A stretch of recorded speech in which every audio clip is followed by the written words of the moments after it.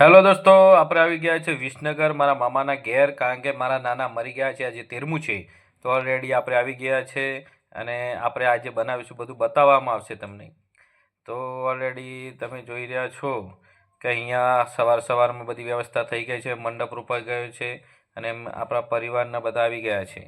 તો હવે તમને બતાવું છું આગળ. તો મારા મામા આવી ગયા છે, તો હજી પણ હું તમને બતાવીશ. ધીરે ધીરે બધા મહેમાન આવશે અને આપણે તૈયાર થઈને ઓલરેડી બેસી ગયા છીએ. તો બતાવું હવે તમને. તો અહીંયા નાનાનો ફોટો પણ મૂકવામાં આવે છે અને તમને નજીકથી બતાવું છું. તો નાના 110 વર્ષ જીવ્યા છે, એટલે કોઈ ટેન્શન જેવી વાત નથી. તો નાનાની જય, નાના દેવલોક પામી ગયા છે. આ મારા મોટા મામા છે, અમૃત મામા, અને એમને પણ જોડે બેસાડી દેવામાં આવે છે મહેમાનોના સ્વાગત કરવા માટે. અને અહીંયા આપણે બેસી ગયા છે. મારો ભાઈ નાનો મેહુલભાઈ, બાજુમાં છે મારા મામાના જમાઈ. તો હું આગળ પણ બતાવીશ તમને. તો અહીંયા સજ્જાની વ્યવસ્થા થઈ ગઈ છે, જે રીત રિવાજ પ્રમાણે મૂકવામાં આવે બધું મૂકવામાં આવ્યું છે મહારાજના કહેવા પ્રમાણે. તો મહારાજ પણ તૈયારી કરી રહ્યા છે અને દરેકમાં ગુજરાતમાં આપણે આ ખાસ આ રિવાજ હોય છે હિન્દુઓમાં. તો આ સજ્જા પણ ભરાઈ ગઈ છે અને ઓલરેડી બધા મહેમાન આવી ગયા છે. ધીરે ધીરે મહેમાનો આવતા રહ્યા છે. મહેમાનો આવી ગયા છે અને આપણે ગાયની પૂજા પણ થાય છે. બ્રાહ્મણ કહે એ રીતે ગાયની પૂજા કરવામાં આવે છે. તો અહીંયા મામા મામી બધા પૂજા કરશે ગાય માતાની અને ખવડાવશે ગાય માતાને, અને એ બધા દરેક જગ્યાએ આવી વ્યવસ્થા કરવામાં આવે છે. આ મારા મામા છે, એ પણ હવે પૂજા કરે છે ગાયની. તો જુઓ, તમને બધું બતાવીશ. મામા છે, મામી છે, મહારાજ બ્રાહ્મણ છે. તો આ ગાયની પૂજા કરી રહ્યા છે. અમારા મામાનો છોકરો છે, મોટા મામાનો, અમૃત મામાનો છોકરો છે, સુંદરભાઈ. તો આ મામા રાજુ મામા પણ ગાયની પૂજા કરે છે. આ વિધિ ચાલુ છે.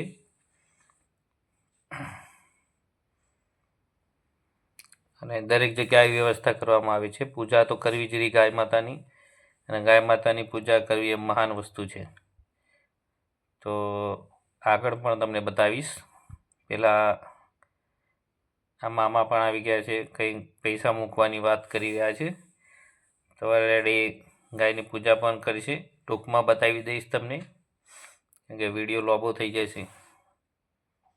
તો મામા પણ પૂજા કરી રહ્યા છે. મારા નાના 110 વર્ષ જીવ્યા છે. તો બધા મહેમાનો પણ આવવાના ચાલુ જ છે.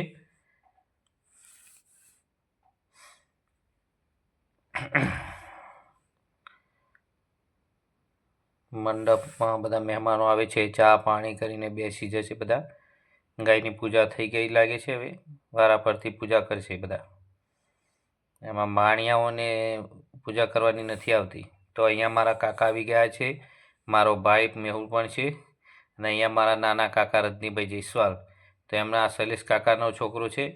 આ મારો ભાઈનો છોકરો છે, ધવલભાઈ. તો આપણે જોઈ રહ્યા છીએ કે મહેમાનો બહુ આવી રહ્યા છે અને હજી પણ આવતા જ રહે છે. બહુ દૂર દૂરથી આવે છે, એટલા માટે. આ મારા મામાનો છોકરો, આ મારા જીજાજી છે.